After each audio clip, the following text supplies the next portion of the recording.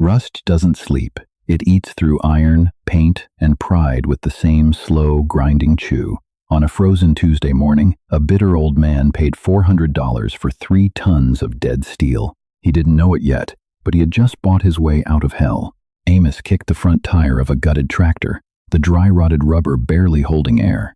The sidewall read 1,982. The steel rim was flaking a harsh, oxidized orange.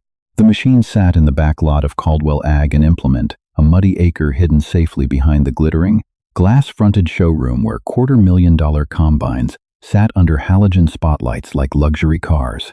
Out here, there were no spotlights, just ankle-deep ruts, frozen solid by the November wind, and the smell of leaked hydraulic fluid sweetening the cold air. Amos shoved his hands deeper into his insulated Carhartt pockets. His right thumb throbbed arthritis, waking up for the winter. He was 68 years old, carrying a slight limp from a hay bale incident a decade prior, and wearing a cap stained with years of diesel soot and sweat. He was a relic, much like the iron he was staring at. "You're looking at a ghost, Amos." Roy Caldwell walked out from the service bay doors. Roy was 32, smelled faintly of expensive aftershave, and wore a pristine, corporate-branded soft-shell jacket. His hands were soft. Amos hated his hands. Roy's father had run the dealership with grease under his fingernails, but Roy ran it with an iPad and a direct line to a loan officer. Amos didn't look up from the tractor's cracked engine block. Ghost still has good bones, heavy axle, cast iron frame. "The block is cracked down the 3rd cylinder," Roy said, his breath pluming in the frigid air. He sounded bored. "The transmission is locked up. Some idiot ran it without gear oil for God knows how long. It was a trade-in from the old Henderson estate. We gave the widow scrap value just to get it out of her yard. The recycler is coming Thursday to haul it to the shredder." "Shredder," Amos repeated. The word felt heavy, bitter on his tongue. He looked at the row of machines. There were 5 of them. An old International, a pair of fading green models, an orange piece of junk missing its hood entirely. They were machines from an era before microchips, before proprietary diagnostic software that locked a farmer out of his own engine, before a broken sensor could shut down a harvest. They were mechanical, honest. You broke them, you bled on them, you fixed them. Now, they were just heavy garbage. "You want to look at something real, Amos? Come inside," Roy said, shifting his weight. The cold was getting to him. "I've got a lease return, 2 years old, enclosed cab, heated seat, auto steer. We can roll your current note into a new financing package. Extend the term. You wouldn't have to freeze out there on that open station junk you drive." Amos finally looked at Roy. He saw the calculation in the young man's eyes. The debt trap. Sign a paper, pay $1,000 a month until you die, and never actually own the thing you're driving. If a wire frayed, you couldn't splice it. You had to pay Caldwell $150 an hour to plug a laptop into the dashboard and tell you what was wrong. "I ain't signing your papers, Roy." Roy sighed, a sharp, irritated sound. "Suit yourself. But you can't run a farm on duct tape and stubbornness forever. Your operation is barely breaking even." Amos felt a hot spike of humiliation in his chest, but he kept his face deadpan. Roy was right. The farm was dying. Corn prices were stagnant. Fertilizer had tripled, and Amos's primary tractor had thrown a rod 2 days ago.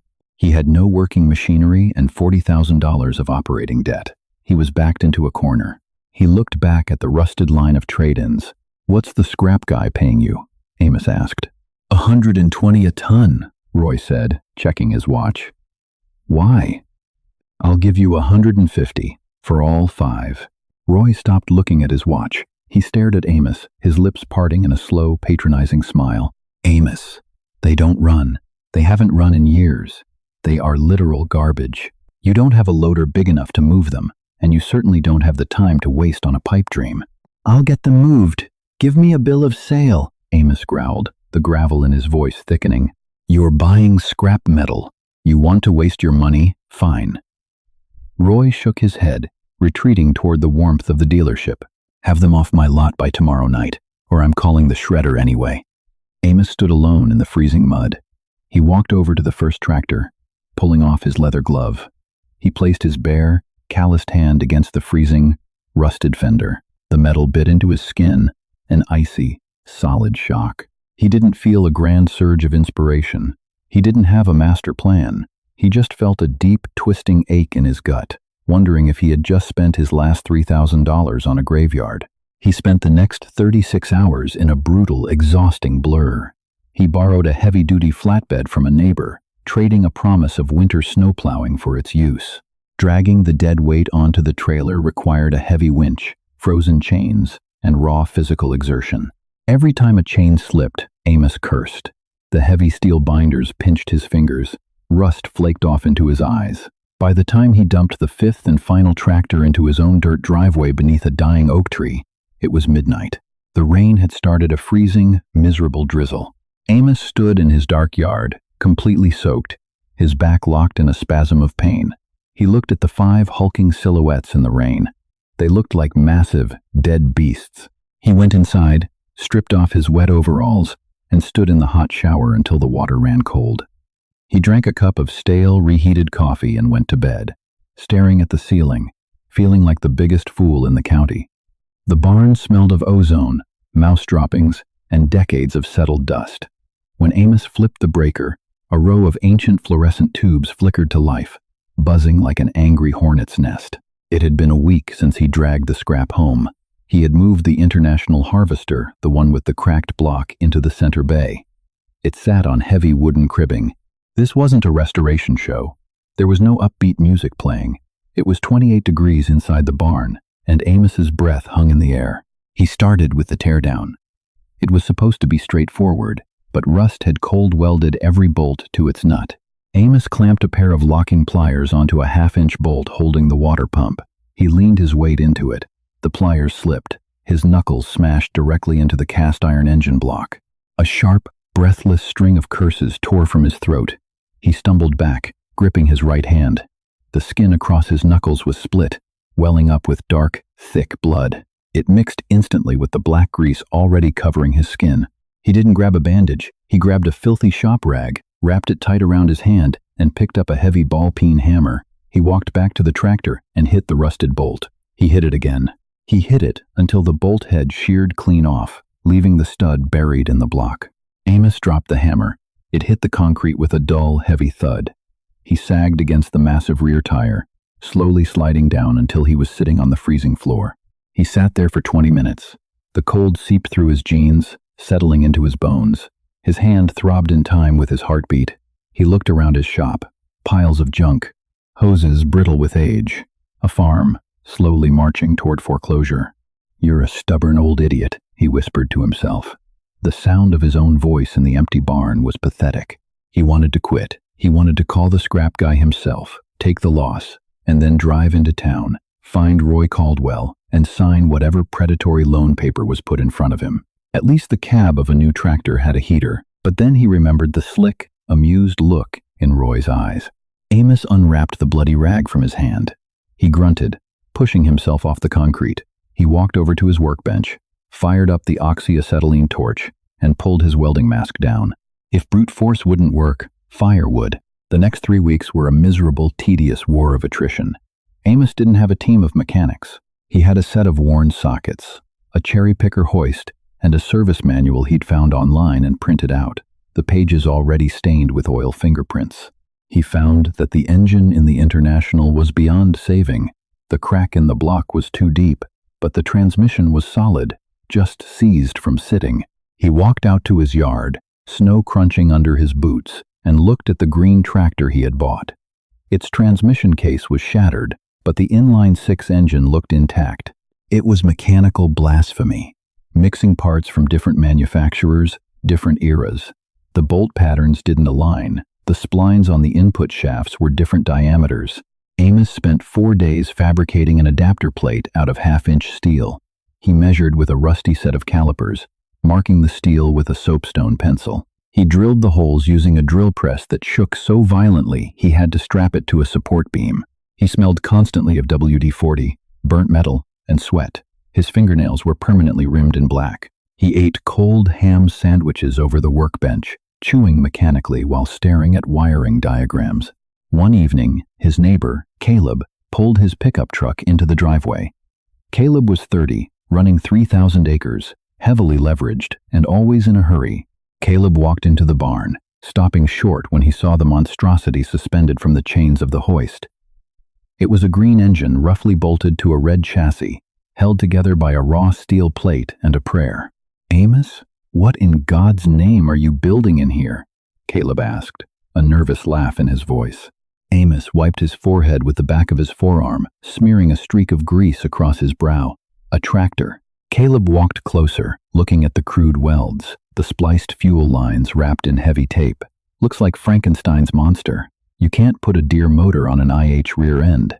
The gear ratios won't even match up right." "Gears are gears," Amos grunted. "RPMs are RPMs." "Amos, look." "Folks are talking," Caleb said, shifting uncomfortably. "They saw you hauling this junk from Caldwell's. If you're hurting for money, I can spot you enough to rent a machine for the spring. You don't have to lose your mind in this barn." Amos tightened a fuel line fitting with a wrench. He didn't look at Caleb. "I ain't lost my mind, Caleb, and I don't want your charity. Go tend to your own dirt." Caleb sighed, shaking his head. "All right, Amos. Don't say I didn't offer." Caleb left. The sound of his V8 truck faded down the road. Amos stood alone in the barn. He looked at the machine. Caleb was right. It was ugly. It was a butchered, scarred lump of mismatched iron. Amos climbed into the ripped vinyl seat. The foam was exposed, yellow and crumbly. He connected the heavy battery cables. A spark snapped in the cold air. He sprayed a heavy dose of ether into the air intake. He sat back down. His heart was hammering against his ribs. If the adapter plate wasn't perfectly aligned, the starter would just bind and shatter the flywheel. He turned the key. The starter whined a high, strained, pathetic grinding sound. The engine turned over slowly. Whoop, whoop, whoop. Nothing. Amos waited. He let the starter cool. He felt a heavy, sinking weight in his stomach. He sprayed more ether. He adjusted the throttle linkage, a piece of baling wire he had bent to fit. He turned the key again. Wub, wub, wub. Crack. The engine fired on one cylinder, a sound like a shotgun going off in the closed barn. Amos flinched. Then it fired on a second. Suddenly, the inline-six caught. It roared to life with a deafening, unmuffled violence. A thick ring of black, sooty diesel exhaust blew out of the straight pipe, coating the rafters. The entire tractor shook violently. Bolts rattled on the concrete floor. The noise was absolute, a mechanical screaming that shook the dust from the ceiling. Amos sat in the seat, vibrating with the machine. The exhaust stung his eyes, making them water. It smelled like raw fuel and burning carbon. It was the most beautiful thing he had ever heard. He depressed the heavy clutch pedal. It squealed in protest. He shoved the rusted gear lever into first. He held his breath, expecting the grinding shatter of breaking metal. He slowly let the clutch out. The heavy, dry-rotted rear tires grabbed the concrete. The tractor lunged forward, snapping a piece of wood cribbing under its weight. Amos hit the brakes, killing the engine. The silence that followed was ringing, heavy, and profound. He sat in the quiet barn, gripping the steering wheel. His hands were shaking. He hadn't just built a tractor. He had built a lifeline. Spring arrived in a muddy, chaotic thaw. The ground was wet, smelling of decomposing corn stalks and rich, heavy loam. Amos pulled into his lower 40 acres. He was driving the monster. He had painted the raw steel adapter plate with cheap black spray paint to stave off rust, but otherwise, he had left it exactly as it was. Half faded red, half oxidized green, missing the side panels, exposing the spinning belts and vibrating hoses of the engine bay. He backed up to his heavy chisel plow. He had to use a crowbar to align the drawbar pin because the hydraulics on the three-point hitch were slightly warped, constantly weeping a slow drip of amber fluid onto the dirt. He dropped the pin in, climbed back into the seat, and throttled up.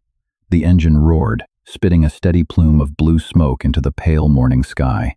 He dropped the plow into the earth. The tractor bogged down, the RPMs dropping drastically. Amos felt the panic rise. He had mismatched the torque curve. The engine was going to stall. He slammed the gear shift down a notch and feathered the clutch. The transmission howled, a high-pitched, metallic whine that vibrated through the soles of his boots. But the tires bit into the mud. The heavy iron lugs tore at the earth. The tractor dug in. Slowly, violently, it began to pull. Amos looked over his shoulder. The heavy shanks of the plow were burying themselves deep, ripping the hard pan open, turning over dark, wet ribbons of soil. It wasn't a smooth ride. The lack of cab suspension meant every rock and rut transferred directly to Amos's spine. The noise was deafening. He had shoved foam earplugs deep into his ears, but the roar of the exhaust still rattled his teeth. The steering was loose, requiring constant, exhausting correction to keep the machine in a straight line. But it was plowing. By noon, Amos was covered in a fine layer of dust and diesel exhaust. His arms ached. His back was a single knot of pain, and he was smiling. A tight, grim, cynical smile. He had beaten the dealership. He had beaten the bank. Around 2 o'clock, he reached the fence line that bordered Caleb's property. Caleb was in his field, running a brand new, massive blue tractor. The cab was a bubble of tinted glass. Amos knew it had air conditioning, a Bluetooth stereo, and a heated seat. It looked like a spaceship gliding silently over the dirt. Amos turned his ugly machine around, ready to make another pass, when he noticed Caleb's tractor had stopped dead in the middle of the field. Amos kept plowing. He made a full pass down the half-mile stretch and came back. Caleb's tractor was still sitting there. Caleb was standing outside the cab, his phone pressed to his ear, pacing furiously in the mud. Amos throttled down, letting his engine idle in a rough, loping rhythm. He watched from across the wire fence. Caleb threw his arms up in the air, clearly shouting at whoever was on the other end of the phone. Then he hung up, kicked the massive front tire of his machine, and slumped against the fender. Amos shut his tractor down. The sudden quiet of the field felt heavy. He climbed off, his knees popping, and walked over to the fence. "Trouble?" Amos shouted over the distance. Caleb looked up. He looked exhausted, the stress lines deep around his eyes. He trudged through the mud to the fence line. "Through a sensor code," Caleb said, his voice tight with frustration. "Def system error. The computer put the engine into limp mode to protect the emissions system. It won't rev over idle." "Bypass it," Amos said. Caleb laughed, a harsh, humorless sound. "You can't bypass it, Amos. It's hard-coded into the ECU. I just got off the phone with Caldwell's service department. They said I need a software patch and a new NOx sensor. Tell them to bring it out." "They don't have the sensor in stock," Caleb said, rubbing his face with muddy hands. "It's on back order from Germany. 2 weeks. And they can't clear the software lock until the new sensor is installed. They told me I have to tow it back to the dealership." Amos looked at the shiny $250,000 piece of dead weight sitting in the field. "How you gonna pull that?" "I don't know," Caleb admitted, his voice dropping. The bravado from the winter was completely gone. "I've got 300 acres left to prep before the rain comes on Thursday. If I don't get the seed in the ground, I'm going to miss my yield targets. If I miss my targets, the bank is going to pull my operating line next year." Caleb looked past Amos, staring at the scarred, mismatched monstrosity idling in Amos's field. Is that the junk you bought?" Caleb asked. "Yep," Amos said. "It's running." "Yep. Does it have any computers in it?" Caleb asked, staring at the exposed fan belt. "Only computer on that thing is my right foot," Amos said dryly. Caleb stood in silence for a long moment. He looked back at his own dead machine, then back to Amos. The wind picked up, carrying the smell of rain and wet earth. "Amos," Caleb said, swallowing hard, his pride visibly fracturing. "What would you charge me to pull my plow for the next 3 days?" "Just until the rain hits." Amos leaned against the wooden fence post. He felt the rough, splintered wood under his palm. He looked at Caleb, really looked at him. The kid was drowning. The whole system was designed to make him drown, wrapping him in debt and proprietary software until he couldn't breathe. "I ain't a custom operator, Caleb. I got my own dirt to turn. Please, Amos, name your price. Cash." Amos thought about the operating loan he had hanging over his own head. He thought about the 3 other dead tractors sitting in the weeds behind his barn. $40 an hour, Amos said, "and you provide the diesel." Caleb closed his eyes in relief. "Deal. Bring it through the gate." For the next 3 days, Amos ran his Frankenstein tractor on Caleb's farm. He drove 18 hours a day, the headlights flickering, the engine drinking fuel and spitting smoke. It wasn't pretty. It leaked oil onto Caleb's pristine headlands. It rutted the earth deeply. But when the rains came on Thursday afternoon, turning the fields into impassable bogs, Caleb's seed was in the ground. Amos drove his ugly machine back home in the downpour. When he pulled into his driveway, there was a truck sitting there. It wasn't Caleb. It was another neighbor, a guy named Miller, who ran a dairy operation a few miles north. Amos shut down the tractor and climbed out into the rain. "Miller," Amos said, nodding. "Amos," Miller replied. He looked at the smoking, ticking tractor. "Caleb called me. Said you built a machine out of scrap that outworked his $250,000 Deere?" "It didn't outwork it," Amos corrected, wiping the rain from his face. "It just didn't stop working." Miller nodded slowly. "My baler tractor blew a main seal yesterday. Dealer wants $12,000 to fix it. Half of that is just taking the cab off to get to the transmission." Miller pointed to the 3 rusty hulks still sitting in the tall grass behind Amos's barn. "You think you could build another one of those?" Miller asked. "Something simple. Something I can fix myself when it breaks." Amos looked at the rusted metal sitting in the weeds. He thought about the bruised knuckles, the freezing nights, the absolute misery of forcing dead iron back to life. He was old. He was tired.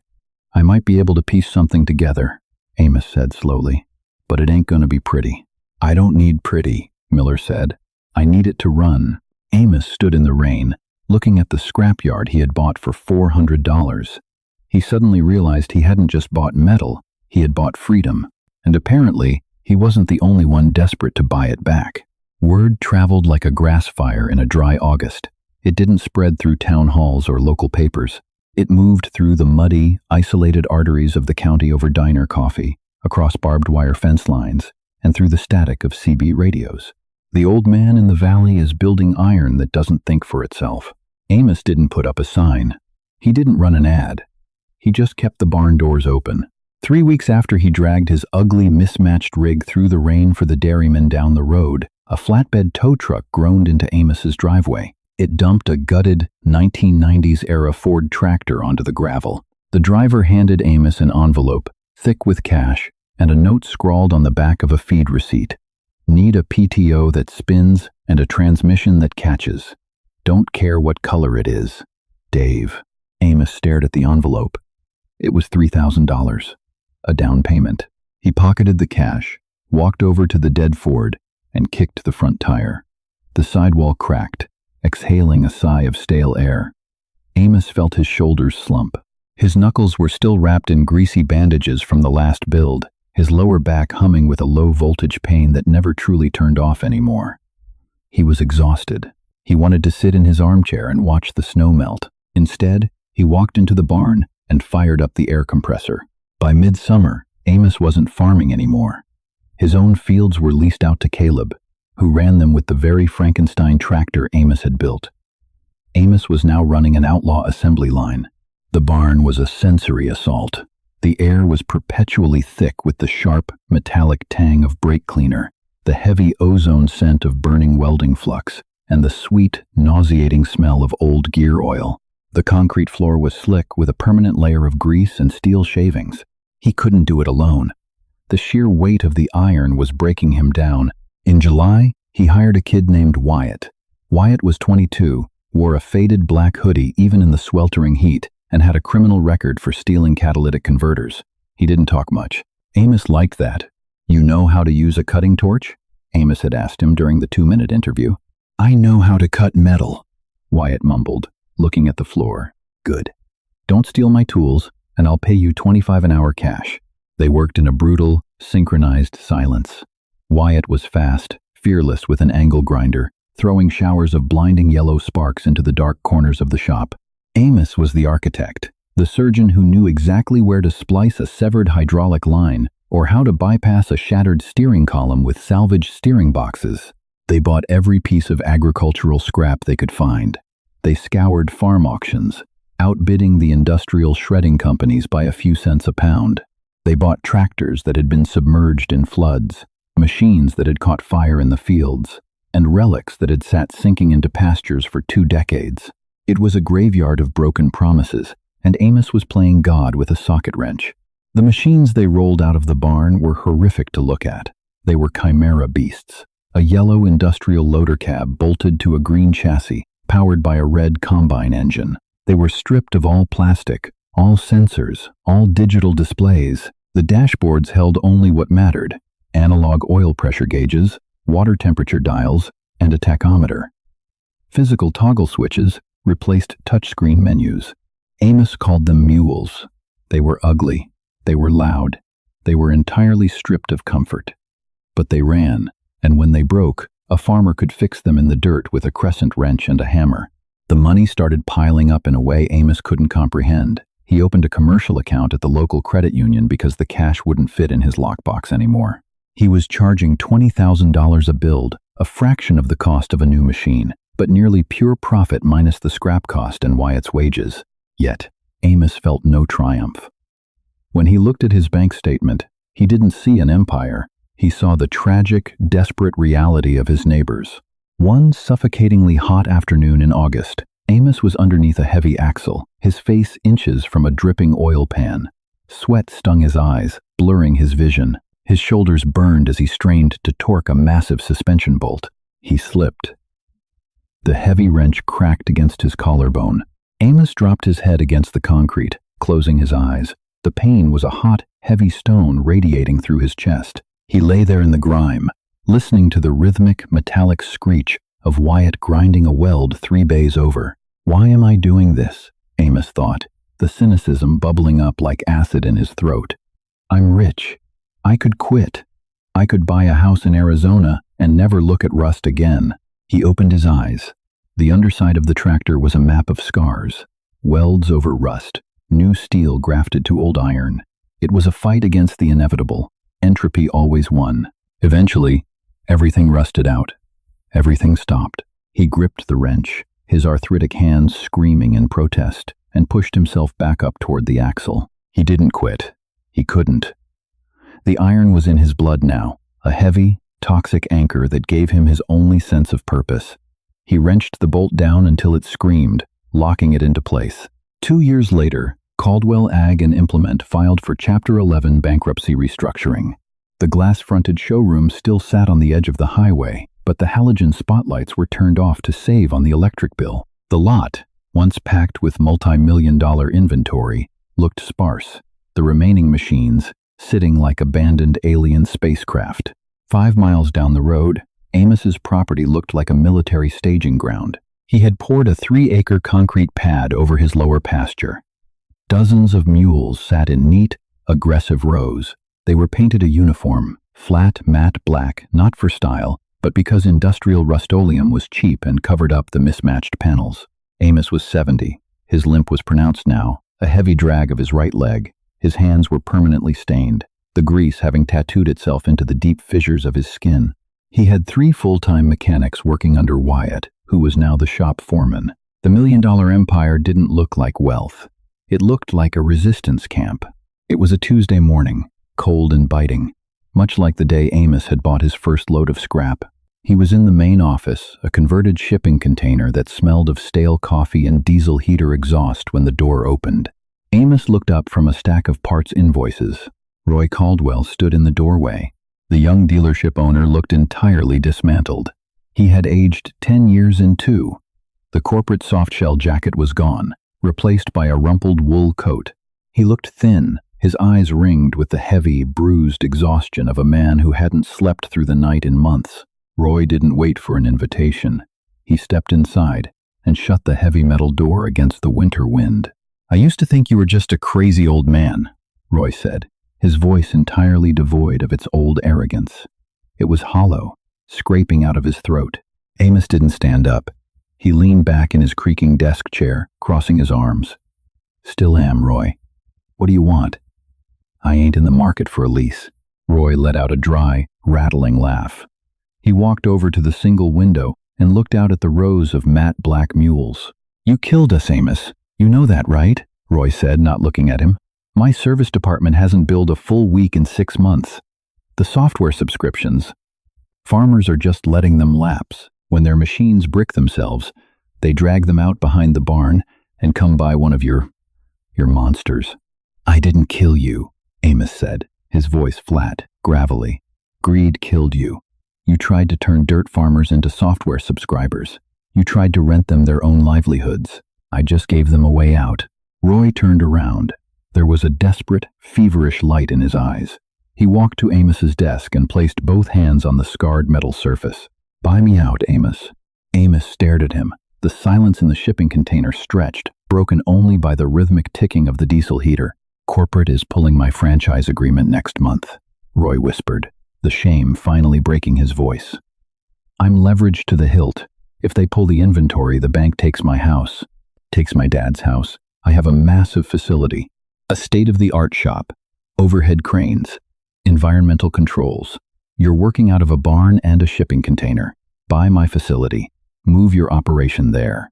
Amos looked at Roy's soft hands, now trembling against the desk. He thought about the glittering showroom. He thought about the clean, white floors of the Caldwell service bays, free of mud and rust. It was the ultimate victory. The corporate Goliath begging the old man for a bailout. This was the moment where Amos was supposed to smile, sign a check, and claim his throne. Amos felt nothing but a deep, immense exhaustion. He leaned forward, putting his ruined, calloused hands on the desk, inches from Roy's. I don't want your glass house, Roy, Amos said quietly. Roy's face went pale. Amos, please, you have the capital. I've seen your registry numbers. You're clearing millions in gross sales. It ain't about the money, Amos said, standing up.